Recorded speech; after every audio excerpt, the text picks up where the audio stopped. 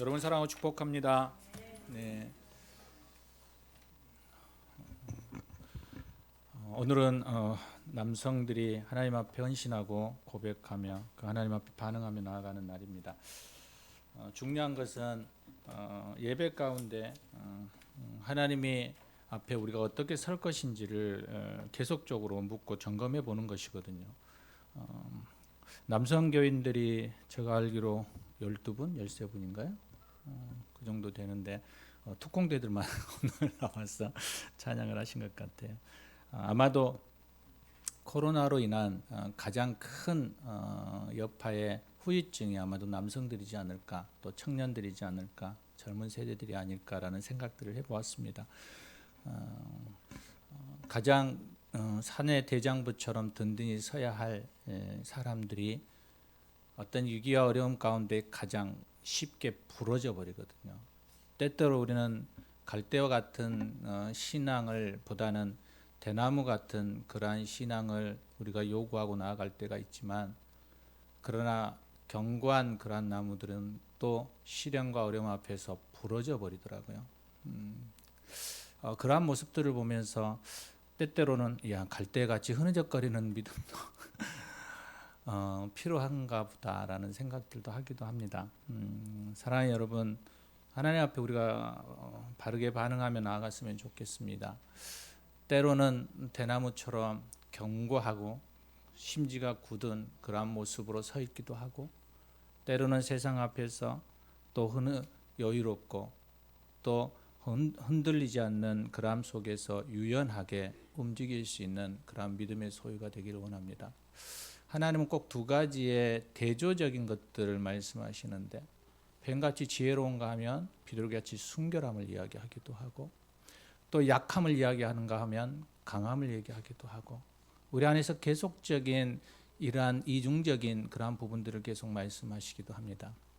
그것은 세상 안에서 둘 다 필요하기 때문에 그렇습니다.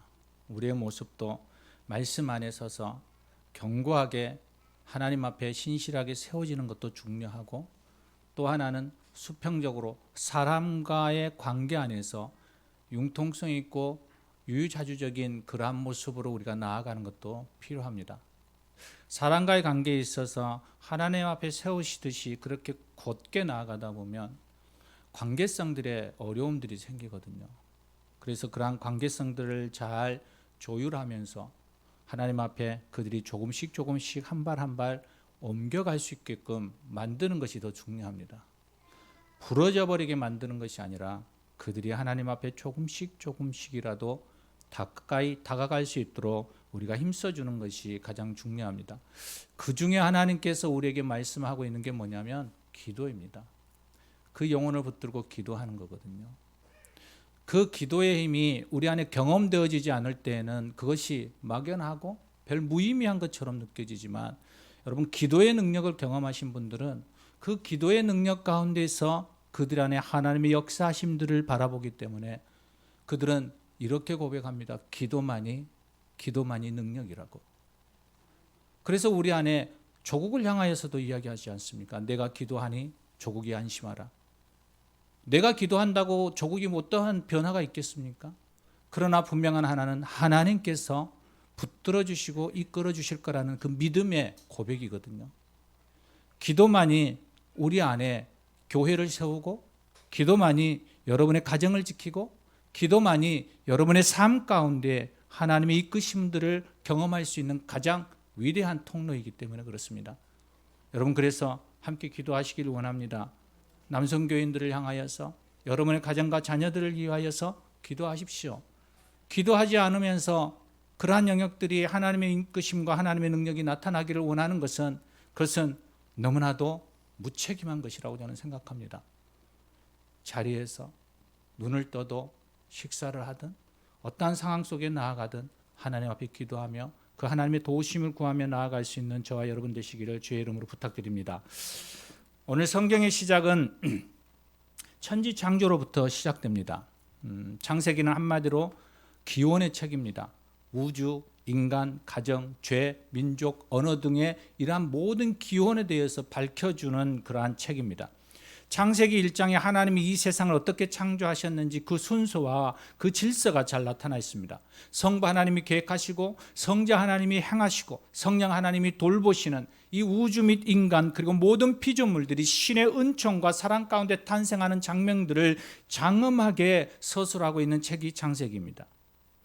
창세기를 구속 계시의 여명이라고 본다면 오늘 본문은 그 계시의 첫 장을 여는 거대하고 찬란한 한 줄기 빛과도 같습니다.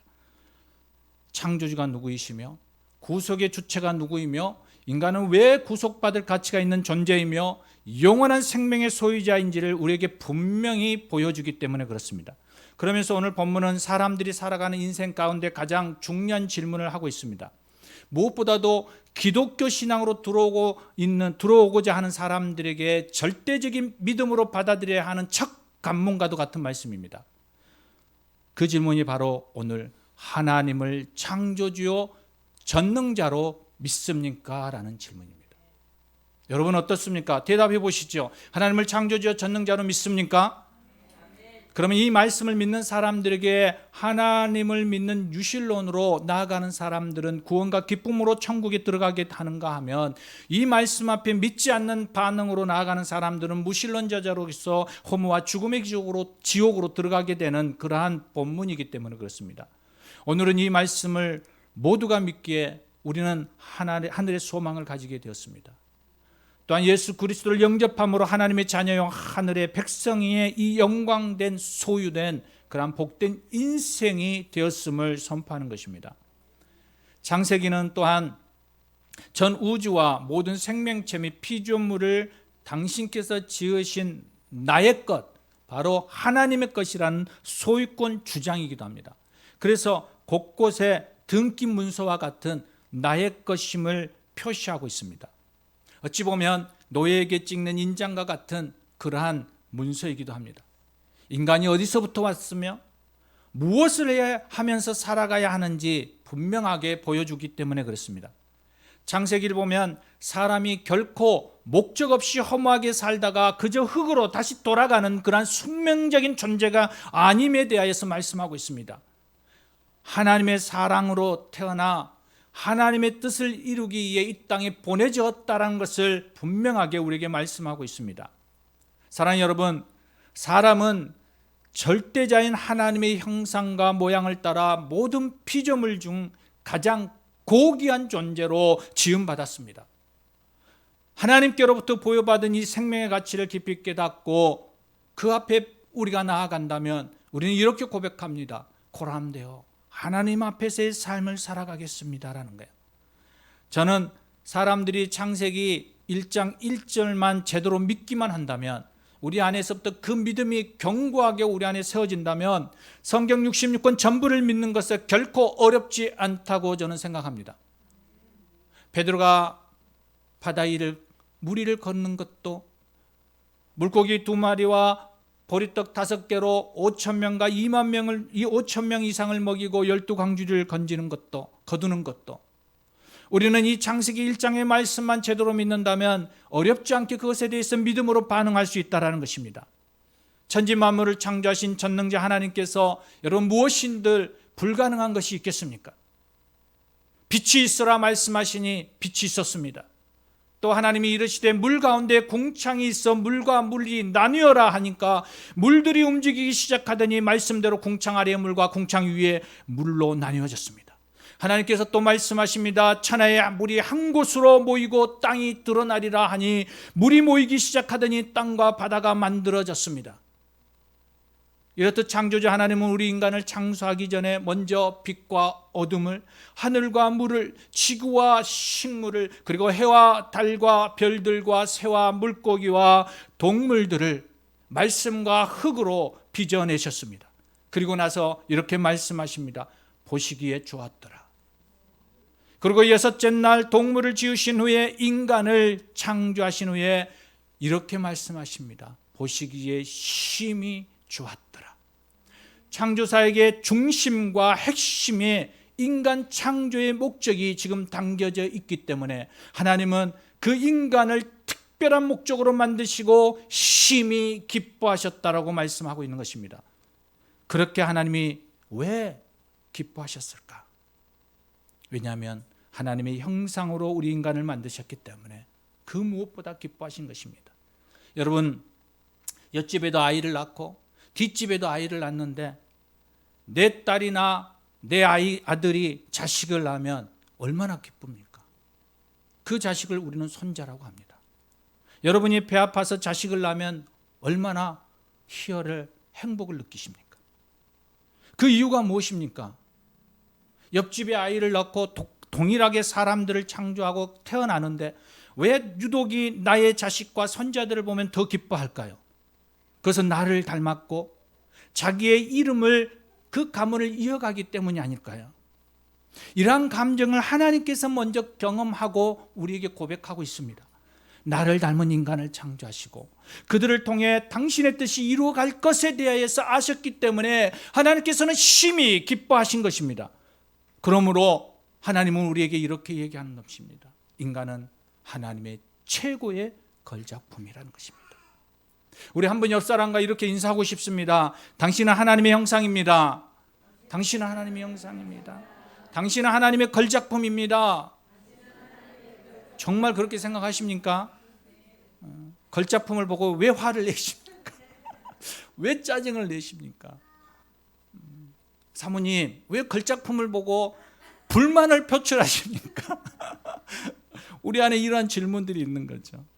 그러나 분명한 하나, 우리 안에 흔들리지 않는 건 우리는 태초부터 축복받은 존귀한 존재라는 것입니다. 누구로부터요? 하나님께로부터.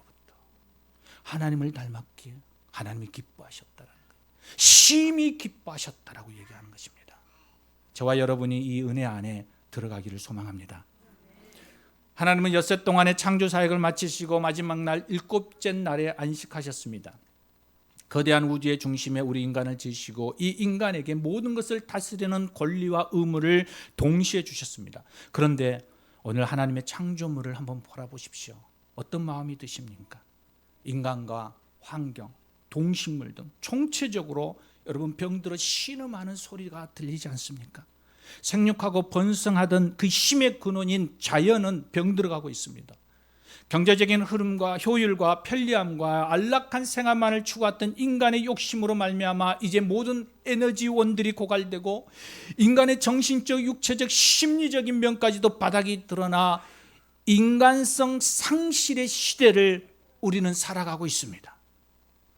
자연의 파괴뿐만 아니라 이 인간성의 상실은 이제 극에 달하고 생태계가 파괴되고 인간에게는 스트레스로 만연한 희귀한 병들이 드러나기 시작하고 욕심이 낳은 그 죄의 결과로 우리는 고통 가운데 있을 때가 너무 많이 있습니다.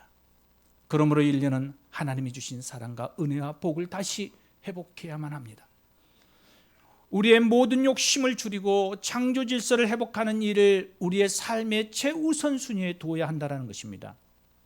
일찍이 자연으로 돌아가라고 외쳤던 19세기 프랑스의 계몽사상가가 있습니다. 장 지크 루소라는 사람입니다.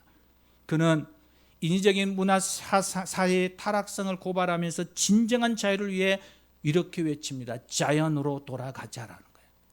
그런데 여러분, 자연으로 돌아가면 될까요? 자연으로만 돌아가면 모든 것이 회복될까요? 하나님은 그보다 더 앞서서 우리에게 분명한 창조 질서에 대한 회복에 대해서 분명하게 말씀하고 있습니다. 그게 오늘 본문 28절입니다. 뭐라고 말씀하십니까? 하나님이 그들에게 복을 주시며 하나님이 그들에게 이르시되 생육하고 번성하며 땅에 충만하라, 땅을 정복하라, 바다의 물고기와 하늘의 새와 땅에 움직이는 모든 생물을 다스리라. 이 말씀을 우리에게 하고 있는 것입니다. 사랑하는 여러분, 우리는 하나님으로부터 자연과 함께 공존하며 그들과 함께 더불어 살아갈 것에 대해서 말씀하고 있는 거예요. 나의 욕심과 나의 유용함과 나의 편리함을 위하여서 그들을 함부로 다스리는 게 아니라 그들과 함께 더불어 이 땅에 번성하고 생육하며 충만하게 살아가라고 얘기하고 있는 거예요. 우리 인간만 욕심을 부리며 유유자적으로 우리만 살아가는 것이 아니라 더불어 함께 충만하게 이 땅을 번성하게 살아가라고 말하고 있는 거예요. 그러려면 어떻게 해야 할까요? 우리 욕심을 내려놓으셔야죠. 우리는 이것을 권리포기라고 하지 않습니까? 우리 안에 그 마음이 있어야 합니다. 그래서 자연을 잘 조화롭게 다스리고 함께 공존하는 삶을 살아야 합니다. 요즘 우리 사회는 황금망론주의로 너무 쉽게 돈 벌고 출세하고 성공하고자 하는 사람들로 가득 차 있습니다. 아이들의 꿈이 점점 돈에 휩쓸려 갑니다. 그래서 돈 잘 벌고 유명한 연예인, 돈의 노예처럼 건물주가 되어지는 꿈들을 꾸면서 나아갑니다. 교회 안에서조차도 물질 만능의 풍조가 스며들어서 기복신앙에 우리가 함몰되어서 살아가기도 합니다. 교회마저도 그 수와 양으로 승부를 걸리고 하는 경제 논리로 판단하고자도 합니다. 그러나 이것은 하나님이 원하시는 것이 아닙니다. 하나님이 원하시는 것은 모두가 더불어 충만하는 것입니다. 창조 질서를 회복하고 우리의 신앙과 그 세계 개벽할 수 있는 그때는 바로 이 땅 위에 하나님의 나라가 세워지는 것입니다. 그 하나님의 창조 질서가 새롭게 이 땅을 조화롭게 세워져 가는 것입니다.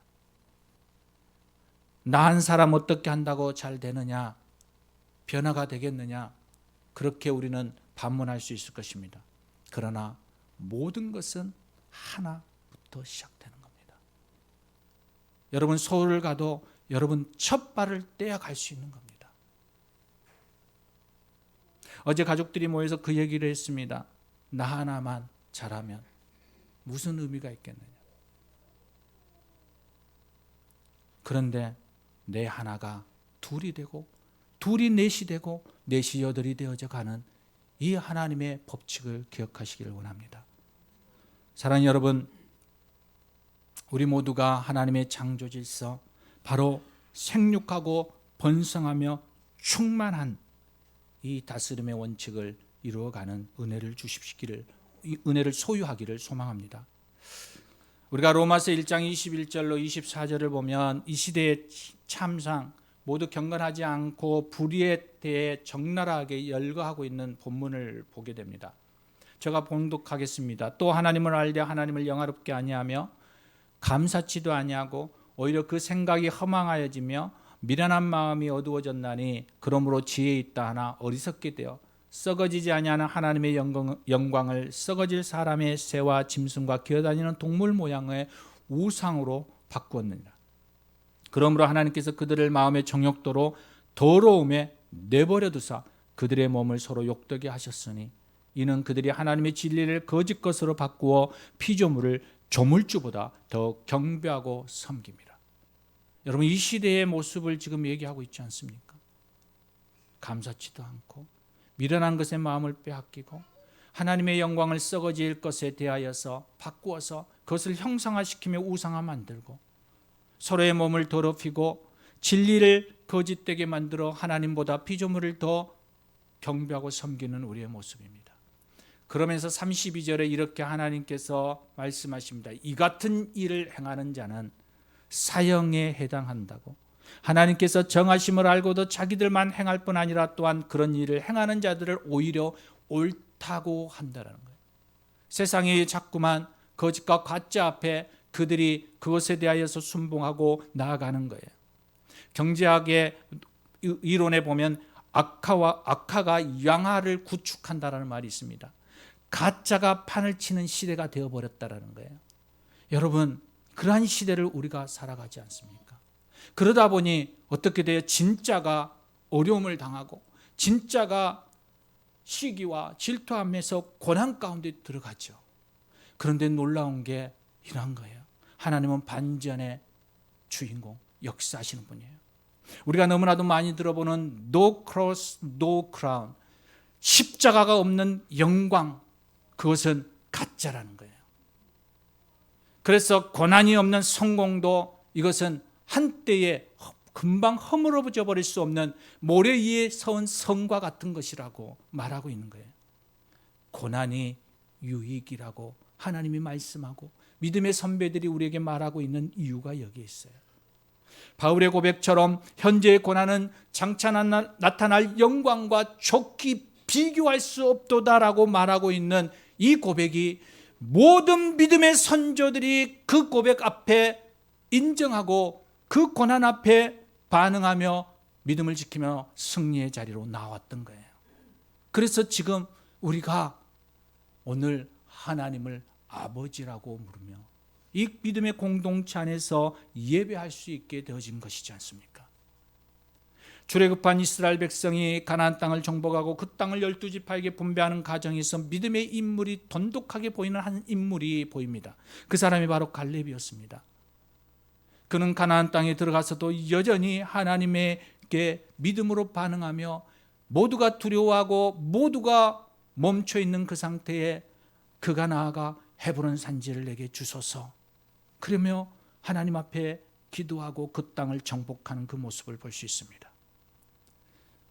하나님의 약속만을 믿고 쫓아가는 그 모습 속에 하나님은 그에게 힘을 주셨고 모든 이들은 그 갈렙을 바라보며 각자의 주어진 지파 안에서의 땅을 정복하며 나아갔습니다. 그 한 사람, 앞장서서 나아가는 그 한 사람, 믿음으로 반응하며 나아가는 그 한 사람, 그 한 사람이 남성교인이 되어지기를 원하고 그 한 사람이 구역장들이 되기를 원하고 그 한 사람이 여러분 기관장들이 되기를 원하는 거예요. 여러분, 그 한 사람이 되십시오. 부활하신 예수님께서 마태복음 28장에 제자들을 향해서 간곡하게 선교에 부탁을 합니다. 너희는 가서 모든 족속으로 제자를 삼아 아버지와 아들과 성령의 이름으로 세례를 주고 그리고 너희에게 분부한 모든 것을 가르쳐 지키게 하라. 선교 명령이죠. 새 하늘과 새 땅을 바라보며 믿음의 전진과 복음의 진보를 이루어 나갈 것에 대해서 말씀하고 있는 것입니다. 바로 이 말씀 앞에 사도와 믿음의 선배들이 하나님의 나라가 전 세계로 뻗어나갈 수 있도록 그들이 결단하고 앞으로 나아갔을 때 하나님은 놀라운 선교의 대국으로 선교의 길을 열어주셨습니다. 축복의 땅 가나안은 믿음의 사람 여호수아와 갈렙에 의해 새 시대를 전개할 수 있었으며 또한 이 열방 가운데 주의 복음이 증거되어질 수 있었던 것은 사도와 믿음의 선배들을 통해서 그들의 헌신과 충성이 있었기에 가능했던 것입니다. 그렇다면 이 번성교회는 어떻게 할까요? 이 번성교회는 바로 남성교인과 모든 교우들이 여호수아 갈렙과 믿음의 사람들과 같이 반응하며 나아갈 때 우리의 지경이 확장되어지고 넓혀지는 것입니다. 여러분, 부흥에 대해서 소망을 가지십니까? 그렇다면 여러분의 헌신과 충성이 있어야지 되는 것이죠. 우리 안에 하나님에 대한 사랑이 없고 복음에 대한 열정이 없고 성령의 충만케 하시는 그 은혜를 우리가 경험하지 못했는데 어떻게 부흥에 대하여서 우리가 말할 수 있고 사람을 만났을 때 예수에 대해서 한마디도 꺼내내지도 못하고 그들에게 복음에 대하여서 하나님의 사랑을 전하지도 못하면서 어떻게 이 교회가 성장하기를 바라십니까? 이것은 동일한 우리의 질문 앞에 서야 합니다. No cross, no crown. 십자가 없는 영광을 바라고 있는 그러한 가짜라는 거예요. 무엇인가 대가 지불을 하고 여러분들이 그 앞에 반응하며 나아갈 때 그것이 진짜가 되는 것입니다. 여러분, 가정을 세우기 위해서 그 가정을 먹여 살리고 그 생계를 유지하기 위해서 어떻게 여러분 힘쓰고 있습니까? 만일 그것을 포기하고 집에만 있는다면 그 가정이 어떻게 경제적인 부를 누릴 수 있으며 생계를 유지해 갈 수 있겠습니까? 그런데 우리의 모습들이, 우리 크리스찬들의 신앙의 모습들이 바로 이런 모습이에요. 그냥 앉아 있으면서 주님 부흥케 해 주시옵소서, 주님 교회가 개혁하게 해 주시옵소서. 나는 아무것도 하지 않으면서 그냥 그렇게만 외치고 있는 거예요. 나는 전혀 손해보지 않으려고 하면서, 나는 대가 지불을 전혀 하려고 생각하지 않으면서 다른 사람을 통해서, 그 누군가를 통해서 그 일이 일어나기를 바라고만 있는 거예요. 하나님은 그 사람보다 믿음으로 반응하며 나아가는 그 한 사람을 찾고 있는 것입니다. 여러분, 그 초대에 여러분 우리가 한번 응해보면 어떨까요? 요즘 저는 많은 갈등 속에 살아가고 있습니다. 어떻게 해야 할 것인가? 진로에 대한 부분입니다. 말할 수 없는 그러한 마음으로 기도하며 나아갑니다. 아직도 그것에 대해서 고민하고 번민하고 있습니다. 하나님 앞에 어떻게 반응하며 나아갈 것인가?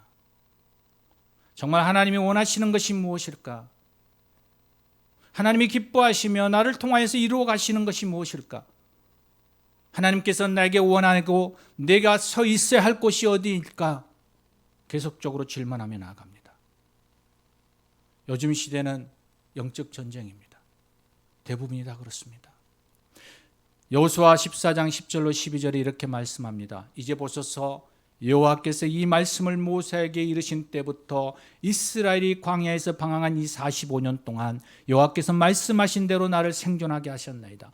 오늘 내가 85세로 돼 모세가 나를 보냈던 날과 같이 오늘도 내가 여전히 강건하니 내 힘이 그때나 지금이나 같아서 싸움에 출입에 감당할 수 있습니다. 여러분, 그러면서 갈렙이 이렇게 얘기합니다. 여호와께서 말씀하신 이 산지를 지금 내게 주소서. 여호와께서 나와 함께 하시면, 여호와께서 나와 함께 하신다면, 여호와께서 나와 함께 하시면 그들을 능히 쫓아내리이다. 능히 쫓아내리이다. 여러분, 여러분의 환경 가운데 그 어떤 것이 여러분을 붙들고 있습니까? 여러분을 방해하며 막고 있습니까? 여러분을 주저하게 만드십니까? 바로 오늘 갈렙이 얘기하고 있는 그 외침을 우리가 다시 한번 하기를 원합니다.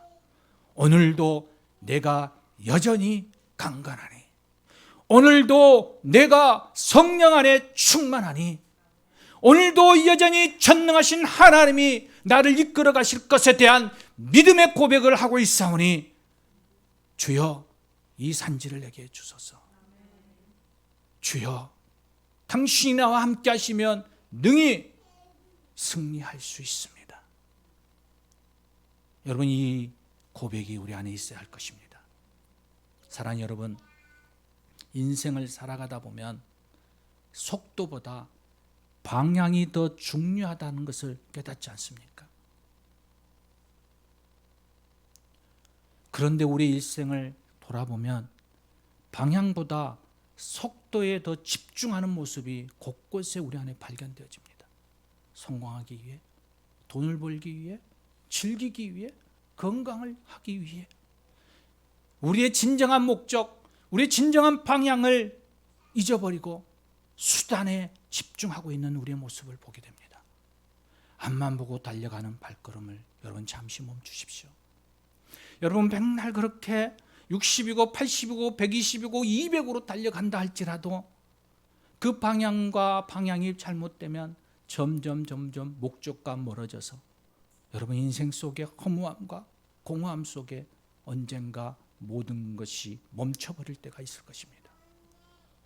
여러분 좀 더디 가시더라도 잠깐 멈추고 나의 인생의 목적, 하나님이 내게 주신 그 목적, 그게 무엇인지 점검해 보시고 도대체 나는 누구지? 나의 정체성은 무엇이지? 내가 무엇을 위해 이 길을 가고 있는 것인지, 내가 하나님의 전정한 영광을 위하여 나아가고 있는지 다시 한번 점검해 보기를 원합니다. 세상을 향해 달려가다 보면 우리가 때때로 하나님의 나라의 백성임을 잊어버릴 때가 있습니다. 부와 명예를 취하기 위해서 뛰어가다 보면 우리가 하늘의 상급을 무관심해 버릴 때가 있습니다. 건강과 쾌락을 추구하며 나아가다 보면 정작 내가 하나님의 자녀로서의 삶을 놓쳐버릴 때가 있습니다. 여러분 다시 한번 잠시 우리의 방향을 잃어버렸다면 다시 그 자리에 잠깐 멈춰서 다시 한번 하나님 앞에 우리를 점검하고 검증해 볼 수 있기를 원합니다. 사랑하는 본성가족 여러분, 우리는 새 하늘과 새 땅, 바로 천국을 소망하며 달려가는 사람들입니다. 이 창조 원리 앞에 다시 한번 반응하시고 그리고 그 안에 다시 한번 우리를 세워가는 하나님의 영상, 하나님의 뜻을 이루어가는 저와 여러분 되시기를 주의 이름으로 부탁드립니다. 우리 함께 기도하시겠습니다. 오늘 이 시간 우리가 함께 잠깐 기도하며 나아가고 싶습니다. 하나님께서는 우리에게 이 땅에 살아갈 수 있는 시간들을 허락해 주셨습니다. 이 시간 하나님의 장래의 섬진 하나님의 사랑과 은혜와 복을 가지고 교회와 이웃과 자연을 사랑하고 회복시키는 그 일에 우리가 앞장서 나아갈 수 있게 해달라고 이 시간 우리 합심하여서 함께 기도하시겠습니다. 주님, 그렇습니다. 오늘도 하나님 앞에 반응하며 나아갑니다. 하나님, 나를 부르시고 나를 이루어 가시고 나를 사용하시기를 기뻐하시는 주님, 오늘도 하나님의 영광 가운데 반응하며 나아갈 수 있게 하여 주시옵소서. 주님, 주님만을 의지하고 오늘 높이며 그 하나님 앞에 설 수 있게 하여 주시옵소서.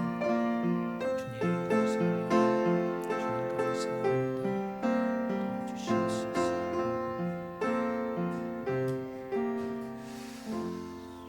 살아계신 아버지 하나님, 하나님 앞에 오늘도 질문하며 나아갑니다. 주님, 나는 누구입니까? 하나님, 나를 왜 이 땅에 보내셨습니까? 나를 어디에 사용하기를 원하십니까? 내가 서 있어야 할 자리는 무엇이고 또한 어디입니까? 하나님, 계속적으로 우리의 하나님의 눈으로 우리를 점검할 수 있게 하시고 하나님이 원하시는 그 방향으로 우리가 나아갈 수 있도록 인도하여 주시옵소서. 우리 주 예수님의 이름으로 기도합니다. 아멘.